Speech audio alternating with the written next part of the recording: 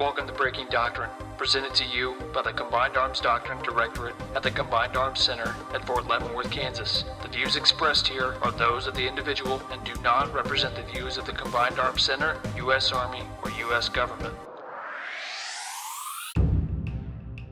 Welcome to Breaking Doctrine, a U.S. Army Combined Arms Center podcast on emerging doctrine and the Army's vision of warfare. Today, we are teaming with the Mad Scientist podcast, the Convergence. We'll be talking with General Brito, Mr. Ian Sullivan, and Mr. Rich Creed about warfighting, understanding our threat. Let's dive into this topic. Hello, I'm Lieutenant Colonel Lisa Becker from the Breaking Doctrine podcast. And I'm Matt Santaspirt from Mad Scientist, the Convergence podcast. Today we'll be talking about understanding the threat our adversaries present and how important that is to military professionals. When Matt and I first talked about developing a podcast episode together, I wanted to lead off with doctrine, and especially highlight threat doctrine produced by the TRADOC G2 that focuses on how our potential adversaries are likely to fight. And here at the Convergence podcast, we talk a lot about technology and innovation, but we wanted to take a step back and show how doctrine is so fundamental to any change, technology, and implementation of that technology within the U.S. Army. Today we welcome to our episode General Gary Brito, Commanding General of the Training and Doctrine Command, or TRADOC. Lisa, good morning. And thank you so much, Matt, as well. Thanks for the opportunity to be here today. I enjoy any opportunity I have. One, talk to soldiers, whether virtually or in person. And all about this is a great topic to talk about today, Army profession. We also welcome Mr. Ian Sullivan, Deputy Chief of Staff Intelligence, the TRADOC G2. Thanks, Lisa and Matt. Always appreciate doing these podcasts, especially when I get to talk about the threat. And finally, we welcome Colonel Retired Rich Creed, Director of the Combined Arms Doctrine Directorate, or CAD. Yeah, Lisa, Matt, thanks for having us. It's great to be doing a podcast again after a little bit of a hiatus. Absolutely. It's great to have you all here. So let's go straight into today's big idea, which is competence inside the Army profession includes understanding the threat you face. So, gentlemen, why is this big idea important for our Army today? And General Brito, let's start with you. You know, Matt, our doctrine works. And I'll go back to something I learned as a cadet, obviously, and then OBC and on. It starts with the enemy. Paragraph 1 is paragraph 1 for a reason, and it drives a lot of our thought processes and how we execute things. So tied to the aspect of competence, and you can clearly link that into the Army profession, and I would say even bigger. Understanding the threat enables a lot of things, how we operate, everywhere from the individual level up to the collective level, how our Army as a big enterprise may modernize, how we see the threat both in a near term and a far term, which is very important as well, especially with the speed of technology today.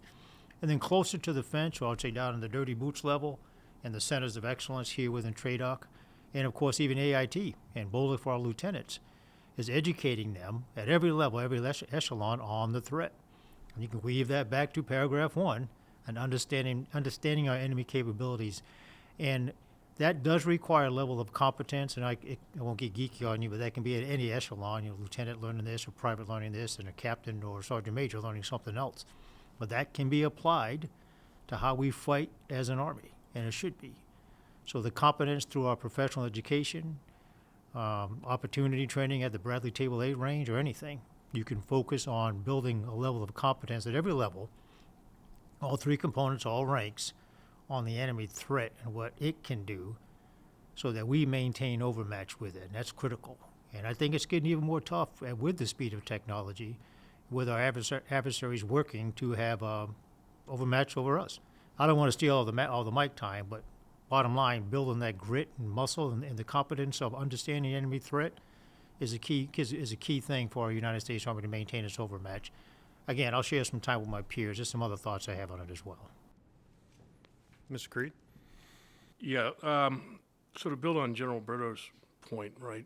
I think we're all, to some extent, prisoners of our experience in our early formation. So General Brito talked about being a cadet and learning, in our case, the Soviet threat. And then that continued in what we'd call the Basic Officer Leaders course now, the Captain's Career course. I mean, you had to memorize enemy weapon systems, the rate of movement, how the units were organized, and so forth. And it just was part of the cultural norm. Well, there was a reason for that, right? It was a baselining so that everyone had some level of familiarity. And I think there were branch peculiar ways of doing that in the old days. When we prepare to do operations, when we conduct the operations process, when we're doing the military decision-making process, we talk about gathering the tools. And people, when you're a lieutenant or a sergeant, you're saying, well, I got to bring my overlays and I've got to get my pens and my references, my running staff estimates and all those things. But the people are tools too, and what the people bring to the table, particularly when you're under conditions of discomfort and you don't have the luxury of sitting in an air-conditioned, well-lit room, and you're trying to solve a problem, maybe under great stress, and you're tired. If you don't have a certain common baseline there, I think you're at a disadvantage. And you put a burden on other people in that group of people trying to solve the problem. And typically, we put the burden on the intelligence officers. And we say, well, S2, tell me this, that, and the other thing. Well, if the S2 has to explain every little thing to everybody on the staff, as opposed to everyone coming in at some level, the armor officer is being expert in enemy maneuver formation, same thing with the infantry officer or the artillery officer and enemy fires, air defense. One of the most impressive things I think I ever remember as a company grade or field grade officer was having your assistant brigade engineer run through how fast the Krasnovians, which was just a retooled Soviet model, right, how fast they could dig tank ditches and put in a triple strand concertina and minefield barriers. Because that was important to know, right, how much time you had to get things done. So, and even things like armored vehicle ID for the tank crew gunnery skills tests and so forth. I mean, that was the reason we have that, is the expectation was you had to understand the difference between enemy and friendly, because fratricide would be a risk, right? So I think those things all make this really important. All right, let me add a couple of points here. Agree with everything that's been said so far, but I kind of want to take it in a slightly different direction as well. There's something known as Tennyson's reason why, and really that's what the threat is. It's the reason why we do everything in the Army. Why do we need to recruit a force? Because we have to have a force that's capable of defeating a threat. Why do we need a certain piece of kit? So it can defeat the adversary's kit, right? Why do we need to design a force with the units that we have? Because they have to be capable of defeating the adversary's way of war. The threat's literally the reason why to everything we do within the Army. It's everything that we do across .mil PF, and it's certainly everything we do within TRADOC. Now, I want to add on to a couple of things that Rich said. He talked about understanding the way we used to understand the Soviets, and I think that's a great point. We're also in this strange era of transition, where we have folks like us sitting at this table who can remember some of that, and grew up thinking about what the Fulda Gap would look like, or what the fight against that Red Army would be. Then we sort of had this period where we transitioned away from it, and then 9/11 happens and we completely change pace. Well, during that same period, our adversaries never stopped thinking about what it would mean to defeat us. And what we've seen is a threat that has taken the time, effort, and energy to think about modernization in a way that's quite significant.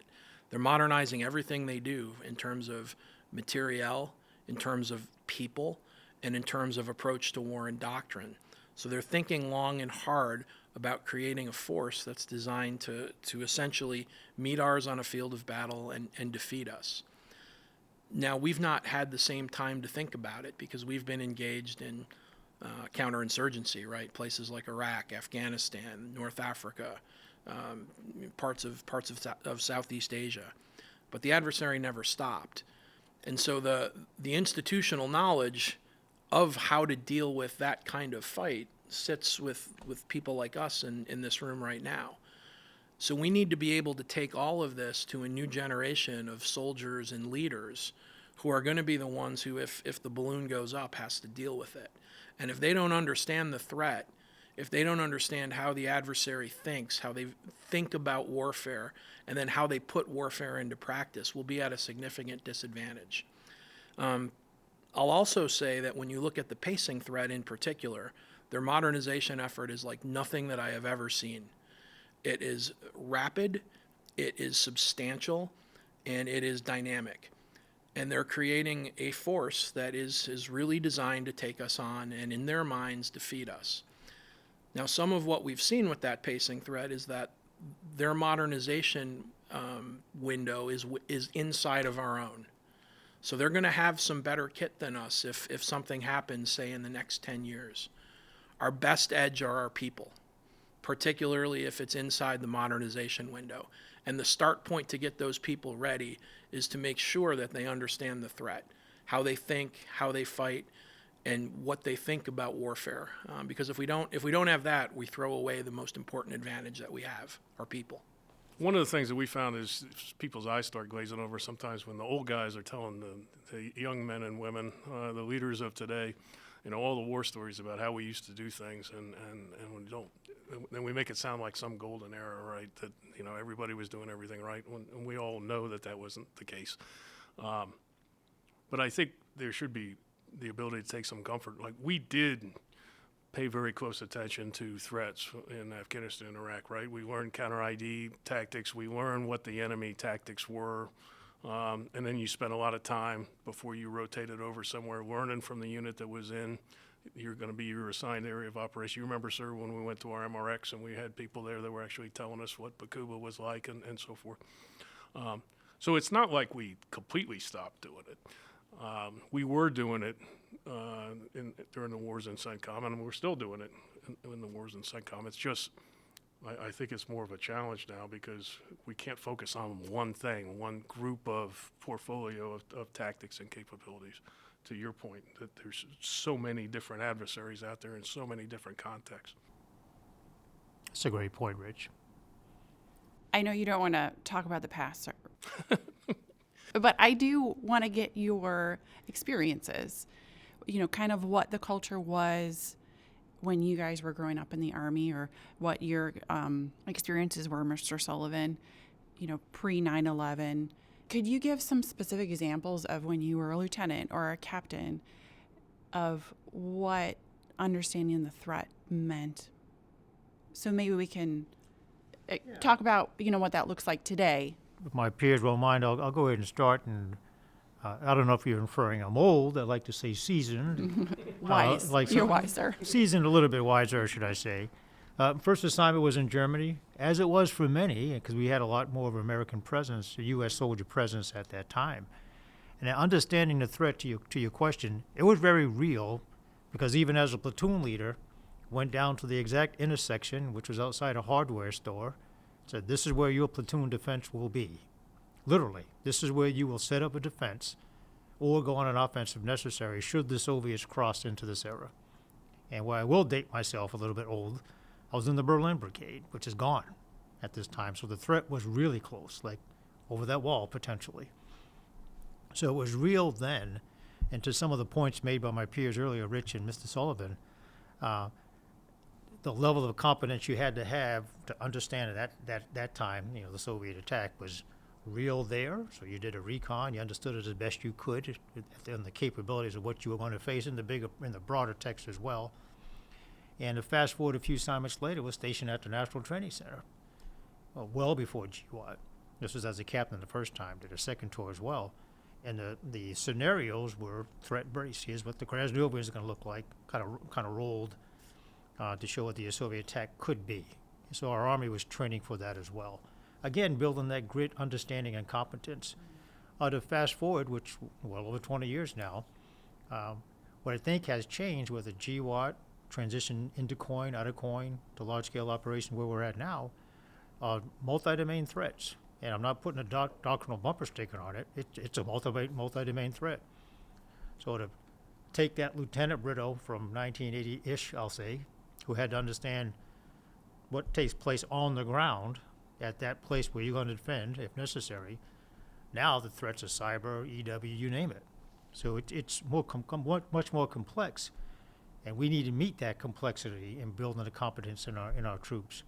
So I gave you a lot, but I do feel comfortable that our Army looked at it as seriously then as it does now. It's broader now, and there's more than one threat. We have a pacing threat, of course, but a multi-domain threat, which we have to continue to train for. Yes, sir. My experience was the same as yours. First assignment in Germany, going to our general defense positions, and so you go to your general defense position, and then you were expected to understand, well, if the threat came through this axis of advance, this is what you would see first, this is what you were likely to see second, what the time distances were, and so forth, between the combat reconnaissance patrol and the forward security element and then the advanced guard main body, right? We all used to have to do that because it was a math problem. We used to talk about battlefield calculus. What was battlefield calculus? Based on how quickly you could engage the enemy and defeat them, and did you have enough ammunition to be able to do that in this amount of time? And you had to think through the mathematics of it. And I'm not saying that 21st century it would be the same way. But we are saying that there is a math issue, that science part of warfare is based on an understanding of how a particular threat behaves. We used to call Tank Table 12 PKO, or Platoon Kills, or PKB rather, Platoon Kills Battalion. Because that's how the target arrays would come up, and they would come up in sequence. And it was a math problem, and there was a time issue, but it was based on a very specific threat that allowed you to focus in on understanding how fast the enemy was moving on a particular type of terrain, and what you needed to deal with in terms of accuracy for tank gunnery. I think there was an institutional side of it and a self-development side of it. So the institutional side was, I think, echelon appropriate. As a cadet, you learn, almost pretty much everybody learned infantry tactics, right? So what a Soviet rifle company could do, and you would probably learn up to battalion level. And then as a lieutenant, you would do that and have some understanding of brigade. At company level, you understood up to division.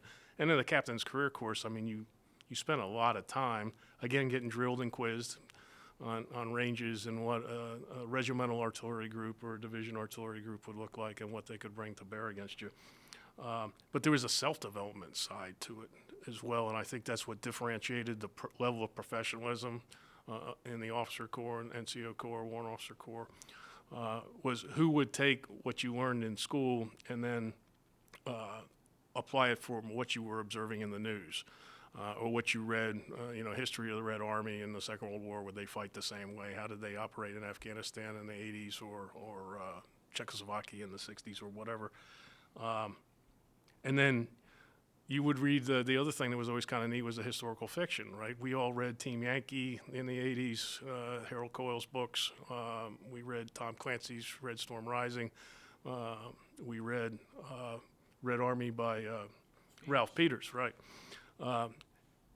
Not everybody did, but a lot of people did. And what that did is made the threat kind of real to you, and then you understood, well, okay, I had to memorize all this stuff, but what would it look like? How do I imagine the threat would fight? So I think all those things, that was kind of a normal culture. And I can't speak to how much it was developed in the United States at the time, because I was always stationed overseas. But certainly in Germany, it was part of the culture. Mm-hmm. Yeah, Lisa, can I add something? And Rich made me think of this. Really on the theme of competence, I mentioned had two tours at the National Training Center, one at the Joint Readiness Training Center as well. On the first tour, we had a Sergeant First Class Vincent. He was our chemical, I think his call sign was 39, if I'm not mistaken. He was a chemical NCO trainer, the chemical trainer for the battalion, Talco Brigade if necessary. But I believe Ian mentioned earlier, Rich, on a previous question, we put everything on the S2 or the G2 to understand all levels of threat. But there was nobody better, and he's long since retired now, than this guy that understood the threat capabilities that the enemy could have in the chemical arena. So he had a level of competence that he gained throughout the years, to include some professional education, that really helped. In this case, he was an OC, so it helped the unit really see how to analyze the enemy above and beyond what the G2, in this case the S2, would provide that battalion.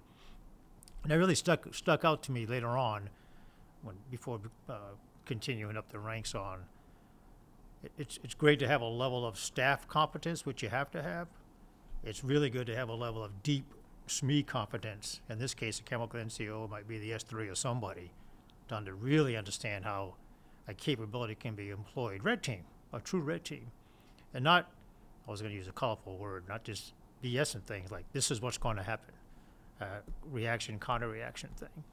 So feeds into our doctrine as well, but truly competence just helped.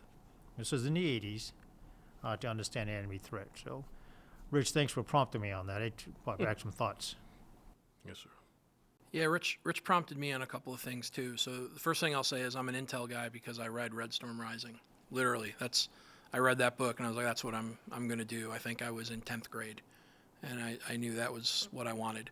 I think then I read Hunt for Red October. I wanted to be Jack Ryan. I even worked for the Navy first, right? And so my experience was different. And I started in the mid-'90s, so as the Cold War was winding down, but we were still living it in many ways, right? I mean, we were still thinking about what we learned during the Cold War.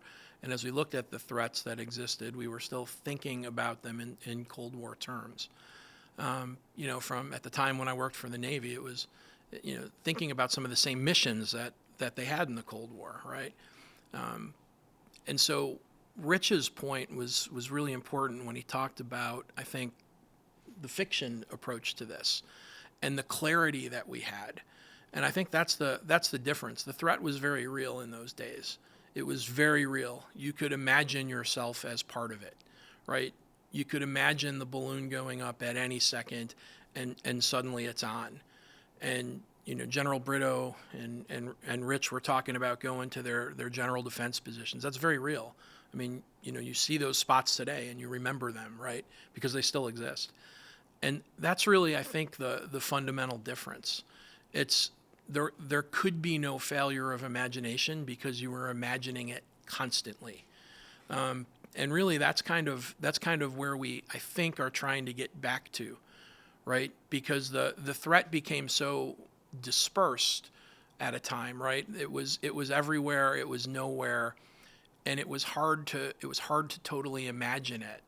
And that includes, in a way, even when you were downrange. So I didn't spend as much time as my colleagues here downrange, but I did spend some time in Afghanistan, and yeah, it was a real threat, but not in that same kind of way.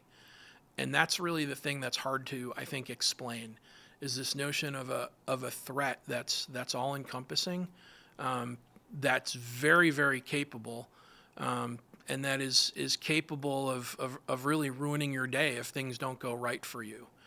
And so getting that notion back to a force that was fighting a different kind of war, I think, is really important, and probably the first step to guarding against a failure of imagination and really understanding the threat and what it can do. We certainly face some capable threats in places like Iraq and Afghanistan, but they couldn't control whole domains, right? They couldn't wage effective LISCO with multi-domain capabilities, and the pacing threat today can. Some of our other threats can in other ways as well. So it's just it's a different mindset, and this need to guard against the failure of imagination, which is really the most important lesson from the 9/11 Commission report: guard against a failure of imagination. That's a great point, Ian. You're kind of talking about this threat that you feel, that you live. The FBI director came out recently talking about our pacing threat. Is that helping the Americans, whether they're soldiers or not, make this threat a little bit more real? So that's a great question, and that's the thing that we need to do, right? We need to make it real and let folks understand it. We don't need to hype it. We don't need to say it's more than it is. But what it is concerning. And I think Director Ray's comments were spot on, right? He talked exactly about what our pacing threat is up to. And again, it's this guarding against the failure of imagination. It's hard to imagine that there could be a force out there that can match us, right? I mean, you have U.S. Army written on the front of your uniform there. By definition, right? You have a belief that you're going to go on any battlefield on the planet and you're going to be the best there is. And you need that, right? But the adversary believes the same thing and is working toward it. So I think education is part of it. This notion of explaining what the threat is, what it can do. And sometimes you need to have to see it to believe it. I think that's what I learned most. I play war games a lot. I'll be out at Unified Pacific in a couple of weeks. I play red all the time. And I can make red very real for blue. And until you see it and experience it, it's not real. And I think if we do this right, if we get threat out there to the force, we make it more real so that when you go out on that field, you know damn sure that because your uniform says U.S. Army, you have that belief and you are indeed what you believe you are. And it's got to start with understanding that threat. I think you said something that was really important, Mr. Sullivan, and that's sometimes as Americans we tend to go all one way or all another way, right? So we hype the threat. You said hype the threat, and I think that's a brilliant way of characterizing it. We can either make somebody 10 feet tall or we ignore it and say we're not worried about it because we're the U.S. Army, so we can beat anybody, anytime, any place. In actuality, I think our attitude when we first came in the Army, sir, was kind of like a workman-like professionalism, like you said. Okay, that's the problem. This is the problem we face. Does everybody understand the problem? Yeah, okay, we understand. Do you really understand the problem? Do you understand what a division artillery group can bring to bear on your platoon battle position? Oh, I didn't understand that. Well, I understand it now, right? You've made that real for me, right? And I take a historical vignette from Operation Bagration, right, or something, and I show somebody an example of this is how they would do it. But it wasn't hyped. It was a recognition that this was serious business, and part of being a profession is being able to deal with this very serious problem in a variety of contexts. And a fundamental understanding of that problem was the baseline off which you operated. So you took it very seriously. It didn't necessarily keep you up at night, although it could every once in a while. But it was more a recognition that this is our business. This is the problem we're here to solve, and we all need to be on the same sheet of music. Rich again spawned a thought. And it's more than brick and mortar training and education. And I'm overly passionate on training, more sets of training. But kind of to the point you brought up, Rich, and in replicating what the enemy can do. And our CTCs do a really, really good job of it. And you have that, whether a platoon leader, a platoon, or a battalion commander, that moment of self-discovery, like, this is really real. Granted, it's smoke and fake rounds and stuff or miles kills, but this could really happen because if I face this threat, it's really real. You learn something. But like many, we had our mission rehearsal exercise at the Joint Readiness Training Center for Iraq, and hit a simulated IED. So the reality of you're taken out of the fight for a little while, but the reality of you're dead, your Humvee's gone, so are these guys. It really hit me hard, personally, from a training perspective. But you saw the reality of what could happen. I know when I talk to the Soviets and others, but also the big learning curve is on our side, as a in this case an infantry battalion. What do we need to do to defeat this threat? Understanding the threat, defeat the threat, and that can be echelon to any capability. But that learning moment really came from hard training, which our Army does well and needs to keep on doing. Yeah, Lisa, that was a great question, and I think great responses from our guests. And some great points made in the previous question as well, kind of laying down your experiences and your motivations for where you are today. And you've gone over in great detail here why it's so important that we learn about building competence in understanding the threat. But the OE has changed in many ways from the 1980s and the 1990s. So how do we actually build that competence in understanding our threats in today's environment now? So you want me to start? I'll talk a little bit about the OE, and maybe that lays it out. Things are more complex for lots of different reasons. General Brito already talked about technology and what it means and how fast it's coming. We see an OE writ large that is more dynamic and more complex because it has more actors, and it has more actors that can impact it, from nation states to groups of nation states, transnational alliances, large non-governmental organizations, individuals, right, who can shape an OE. What the OE and what all of this together means is that everything that we see, all of the factors that we look at across, whether we want to talk about the dime, right? The diplomatic, the information, the military, the economic. If we want to go deeper and talk about PMEZ, what it means is all of that comes faster and more furious than it has in the past. And it means that actors have a more rapid cycle in which they can do things. And so what it means for us is we need leaders who can adapt to it in a quick way, in a dynamic way, and really in a way that can accept that sort of confusion, accept the state of discomfort that it creates, and make the right decisions. So really the premium on what it means, I think, to train the OE, to train the threat who operate within the OE, is to get those leaders who are comfortable with the uncomfortable, can make rapid decisions, can fail quickly and still recover, and at the end of the day, truly understand what mission command means for the Army and the Joint Force. And that sort of would be the start point, I think. I'll leave it to my more Ian learned brings folk. up some very good points, and an observation since I've been in this command and thought about it before. Our mind naturally goes to, when you look at the OE, what's the enemy look like? And we're building competence on the threat, of course, but we're part of that same operational environment. And Ian kind of touched on a couple things. So understanding ourselves as a unit, individuals, capabilities, vulnerabilities, limitations and strengths as well, all part of the operational environment. And you mentioned, Matt, in the early part of the question, what's a little different from maybe 1980s, 1990s to now. Also, make sure we understand some threats or capabilities that our adversaries might have in 2024 that they didn't 25 years ago. As a lieutenant or even a battalion commander would have never expected the impact of information operations. Not kinetic, but it can ruin your day. Cyber capabilities that are out there. UAS swarming technology that's out there. So that has changed. My point is staying educated, staying ahead of the threats.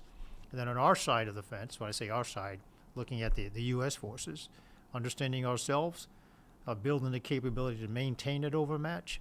All that's part of understanding the OE. It's not just the terrain analysis today. Good. Thanks, though. Hi, sir.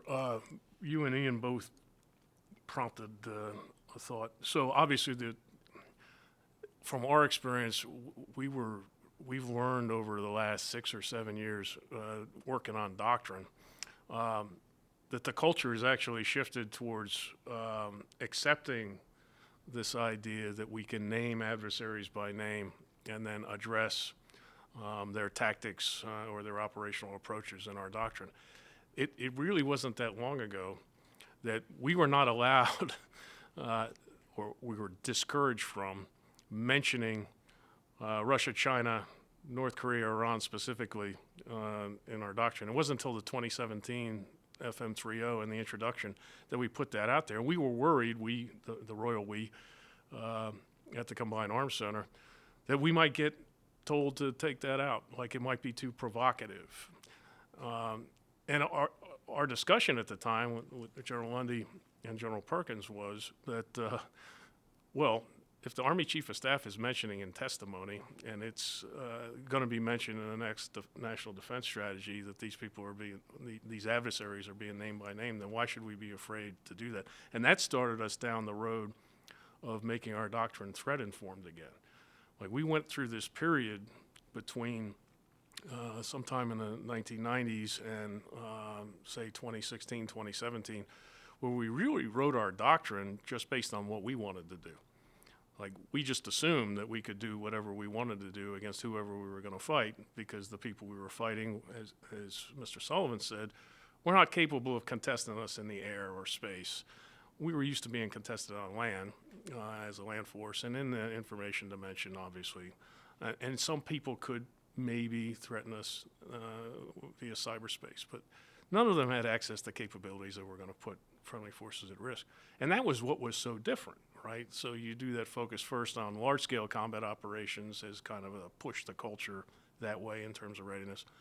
But then we became more mature, and we actually started focusing in on the tactics, techniques, and procedures of the threat. And so the TRADOC G2 started writing that series of threat Army techniques publications, or ATPs, that address Russian tactics, North Korean tactics, Iranian tactics, and Chinese tactics. And I think that is a recognition that professionally, as a culture, that we started to realize that we need to pay attention to that we needed to a pretty higher level of, or develop a higher level of humility in terms of all those changes that you laid out, sir, right? Because each of these threats has capabilities to do things to us that we did to other people with impunity for 20 or 25 years. And I think that's a big change. And so that cultural shift is part of that professional shift, too. This sense of humility that we need to understand how dangerous the world is, what can be done, and that other people have been studying us. And if they've been studying us, then we really need to be studying them. That's a great point, Rich. Yep. So Matt talked about the big idea of this podcast episode, and I want to add a little piece to that. So the new big idea, competence inside the Army profession, includes understanding the threat you face relative to your echelon formation or assignment. So I want to talk about that last piece. What are your expectations for different experience levels in understanding the threat? Whether officer, NCO, General Brito, you said whatever, compo earlier in the podcast. Yeah, that's a good one, Lisa. If I could start off with a little broader context, our chief, and it's pretty consistent with the previous chief's imperatives or priorities as well, but currently 4 focus areas assigned to help drive where our Army is going: warfighting, continuous transformation, delivering combat-ready forces, and strengthening the Army profession being the last one, and that underpins all the others. They're connected. It just so happens that last one's assigned to TRADOC to tackle. So to get to your question, the entire Army, and I didn't say Comp 1, 2, or 3, the entire Army, enlisted, young enlisted, non-commissioned officers, warrant officers, and civilian professionals need to be on board where we're going in strengthening the Army profession, or I would say the Army profession, and supporting all the other 3 focus areas that I mentioned up front. Now, unique to what TRADOC has to do is the professional military education needs to be focused, directed, and ensure that a soldier, whether it's a PFC, staff sergeant, captain, major, lieutenant, comes out of his or her respective schooling and education, brick and mortar education, with a level of competency that's expected at their rank. And I'm going to give an example of career-long learning as well. So we're taking this opportunity to look at all of our PME that we offer, that we as in TRADOC, and nest that with what will continue to be strengthened and built upon by the receiving unit, Forces Command in this case, or whatever the unit's going to be. So there's no gap in building that level of proficiency, understanding, and whatever your skill set is, or, in this case, understanding the threat. So as an example, and take this very seriously as a command, and expect our centers of excellence to do it, and reinforced by said battalion commander, whatever battalion someone may join. So just as an example, a second lieutenant going to infantry bullet will learn a level of threat. I'll expect that he or she will learn the next echelon of that in the captain's career course. And then when they go off to the Command General Staff College, even another level of it. So it's to continue to develop it. And I give that maybe as a poor example of how everybody needs to be on board to embrace this level of development, not only in their skill set, which is important, but in this case, tied to the theme of the podcast, a true understanding of what the enemy capabilities and threat capability can be. And as an institution, brick and mortar institution, there's things we can do to help that. Whether it's playing cards, podcast, a series of apps that we have to help educate, especially the young soldier that learns differently today. How can we stay ahead of that? And as an institution as well, largely through the work of the Combined Arms Center at Leavenworth, feed into the scenarios at our combat training centers, helps Forces Command, ensure that the threat is really replicated well in the warfighting exercises. So that's how we get at this. So the mindset that you might have had 25, 30 years ago needs to fast forward into 2024, and that's on me and beyond. And use PME to validate what's expected of a leader or soldier, and reinforced through standards, discipline, and you name it, in their unit of assignment. I'll stop there. Thank you. So when when my team sat down and we were given the task as the chief rolled out his focus areas, and one of them was, what are we going to do to get threat information into PME, into training across the Army? And we kind of sat down and we thought about, all right, what is it you need to learn at all levels? And, you know, at the base level, I think we talked about identifying adversaries' key equipment, understanding that equipment's capabilities, understanding how it all came together into an approach to warfare, right, at the tactical level, right, at the operational level, and at the strategic level, depending where you are, right, understanding how it is they're going to fight at echelon. So those are the three things that we kind of focused on. I was glad to hear General Brito talk about things like the playing cards and our apps and our websites and videos, our threat minutes videos, for example. But one of the things we're doing as we take the chief's guidance to heart, we thought about the way we're going to take some of our other systems, our landing zones, for example, which is where you can go get the best threat information at the unclassified level on the adversaries. We have them for both Russia and for China, and sort of recast them a bit. And so what we're doing as a G2 team is we're actually laying out the question that you asked. What do you need to know if you're at the tactical level, if you're a lieutenant, if you're a sergeant, and a soldier who's part of a fire team even, right? Here's what we think you need to know. You jump up to the next level, you're at the battalion level, here's what you need to know. And we actually have cool little icons that show you along the way, right, from wearing your battle dress up until you're a general, right, wearing the dress uniform, and you click on it and it kind of has the information that you need. We even go further into training developers, right, who will need even more information as they try to figure out how to make this all real. So I think it's a big question, but at its base, I think it's really about understanding the enemy and how they fight. And to be simple, I'd say you probably need to understand your own level and at least one up, right? Maybe two, but at least one, and we'll help lay that out. Yeah, that keeps us from having to try to eat the elephant all at one time, because we've got 4 elephants out there. More, actually. Yeah, well, more than that, right? But at least 4, but a herd of elephants that we need to consider. I think getting in line with what you said, sir, we expect people to read. So we can create all the products in the world, but there's got to be forcing functions. So I think professional military education and then leader development programs can be the forcing functions. But all leaders have to be involved in making this important. And we focus, I think, if your brigade's going to be rotating to Eastern Europe or the Korean Peninsula or CENTCOM or something, I mean, that should tell you what you should be focusing on for this next period of time in terms of becoming competent about the threats that you're likely to face. And it shouldn't be viewed at, this is the area we're going to be in. It should be, what's worst case? If I'm over there on the rotation and the balloon goes up and deterrence fails, then we're going to be fighting. So this is who we're going to be fighting, and this is what we need to be able to expect. And that's where the visualization that we discussed earlier, I think, comes into play.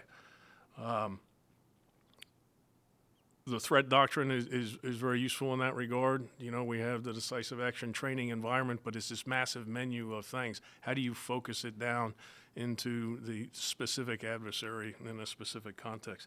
I think the other piece is the doctrine we write for ourselves, not about the threats, I think can be helpful too, right? There's some things that we've put in there in terms of the multi-domain operations concept that we call the imperatives, things that we need to be able to do, and 3 of them are related to this topic, I think, specifically. The first is seeing yourself, seeing the enemy, and understanding the operational environment, right? And again, it's not understanding the history of the world, it's the operational environment that you're most likely going to be conducting operations in.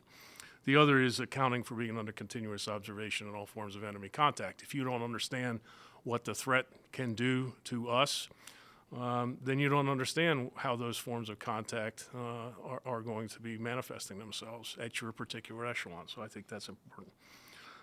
And the last is accounting for the effects of operations on units and leaders.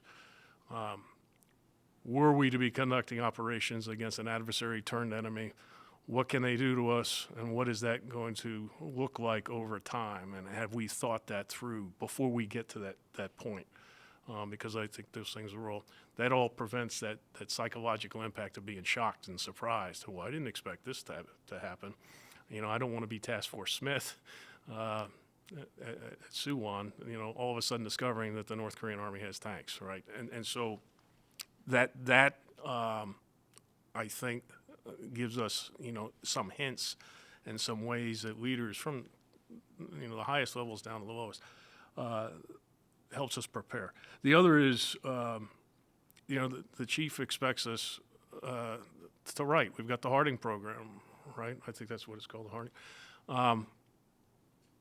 One of the things that was the norm was that when we wrote our professional articles, we generally would write them somehow informed by the enemy. This is what we want to do. This is what the enemy tactics would be. So this is my good idea that we want to discuss, or my big issue that I've been pondering in my spare time that I want to share with the rest of the force. And I think that fits in with the chief's intent pretty well. Rich, also, and it's not just TRADOC, the Army, which support outside of the Army as well, is really learning stuff from what's going on in Ukraine, training in other parts of the world, and weaving that back into what helps us as an Army. Not just the education, brick and mortar education at the schools, and it takes a little time to weave that back into a program instruction, but it doesn't take as long to weave it into a training scenario at the CTC if I know I'm going to deploy here. Or, as a matter of fact, I talked to a friend of mine, I'll leave the name and unit unnamed, knows he's going to Poland soon, just to support some training, and of course is aware of the threats in that part of the world. So our ability to spin quick, non-doctrinal term, based off real lessons and what we can learn and apply for them, not just put them in a book somewhere, it's been helping our Army. I challenge any leader out there, regardless of your rank, to capitalize on those things. And it could be, like Rich mentioned, through articles that have been written, things put in a green book or glossy somewhere. Learn from it, because it's quick, and it's relevant as well. Can I make something else Rich said sort of intrigued me a little bit as well, where he talked about reading about both red and blue together. And I think that's an important point, and I think it gets at a couple of things. And I think the first is the notion that understanding ourselves and understanding our adversaries really are a core task for all military professionals, be they military or civilian. A little while ago, I was playing in one of the war games that I play in, and I was interviewed by OSD, who interviewed the Red Commander. And they asked me a really important question. The first question they asked me was, how good is blue? And so that was a question I didn't want to answer, right? And so I tap danced a lot. And then they said, okay, yeah, I got it. How good was blue? And the answer is, blue is still thinking through things, right? Because they were so busy in just the day-to-day, they haven't really had that much time to think about red. At the end of the questioning, and they talked to me for about an hour, the last question they asked me was really the one that sort of blew me away. It was, how much better are you than red really is? And Rich's point is what I answered. I said, I'm probably better than red because I understand blue as much as I understand red. You could have made me blue commander and I could have fought the blue fight because I read doctrine. I understand it. I understand multi-domain warfare, JADC2, how it works. But I also understand intelligentized warfare.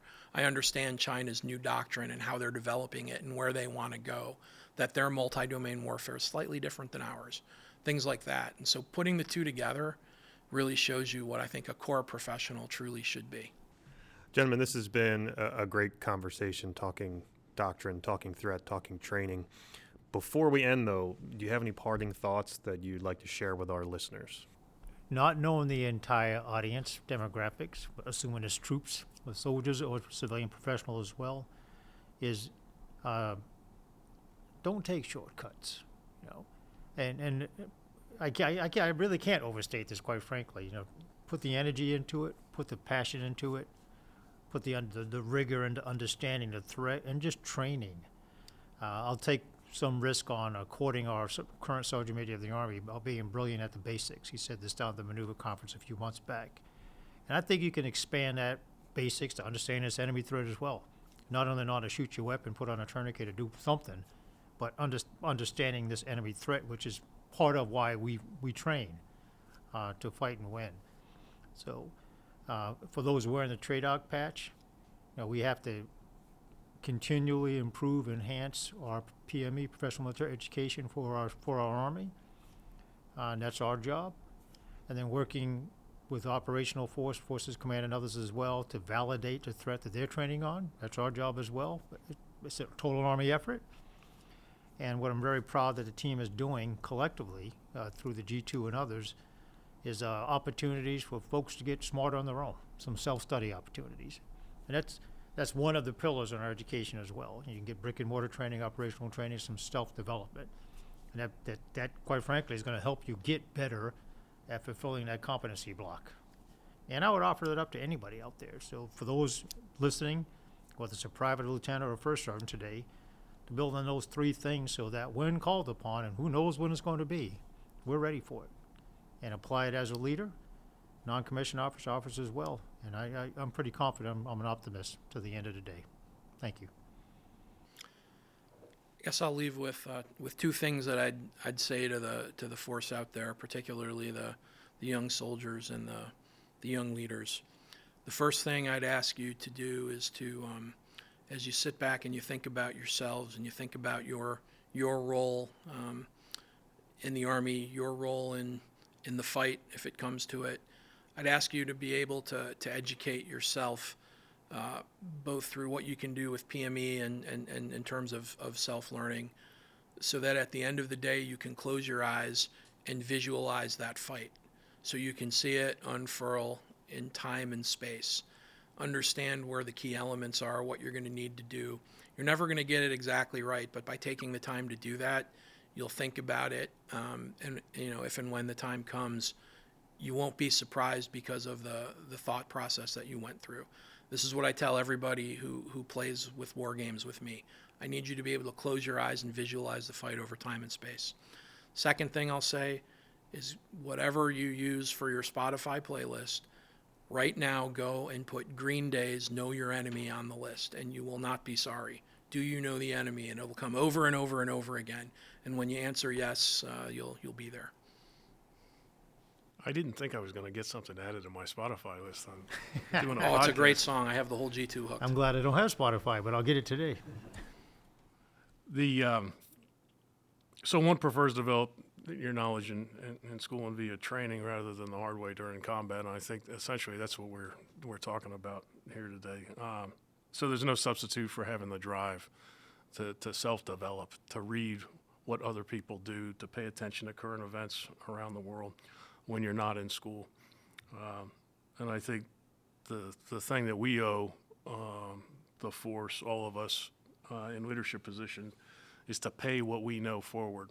Right? I mean, culture is transmitted; it's not inherited.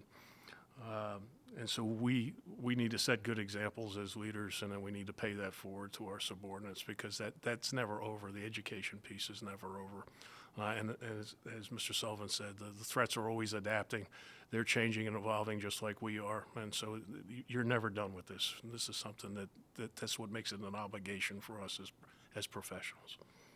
Good point, Rich. Hey, Lisa, Matt, I want to thank you, too, for this opportunity today. And although I know we focus on understanding the threat, this is very much part of our Army profession. And we've had one for 248 years. We'll have one for another 248 years. But everybody on the net today has an aspect of that, has some ownership of it. Regardless of the unit you're serving in, the rank, component, doesn't matter. It's part of being our professional, our Army profession. We've always fought and won. We're going to continue to fight and win. But understanding the threat of today or the threat from 15 years from now, which gets closer all the time because of technology, just builds into the grit required of our Army profession. So thanks for the opportunity. Yeah, thank you. Yeah, this was great. Thanks. Just like writing new doctrine is a team effort, breaking doctrine takes a team. Without the Crew and Special Doctrine Division here at CAD, we wouldn't be able to bring you this show. Our production is coordinated by Mr. Ted Crisco, and our editing and sound is provided by Captain Wyatt Harper in 29 Pixel Studios. Please don't forget to subscribe on YouTube, Apple, or Spotify podcasts, and follow us on social media at U.S. Army Doctrine to get updates on new podcasts, Doctrine Digest videos, and publications. Finally, the views and opinions expressed in this podcast do not necessarily reflect the official position of the United States Army, the U.S. Army Training and Doctrine Command, or the Combined Arms Center. I'm Lieutenant Colonel Lisa Becker, and this has been Breaking Doctrine.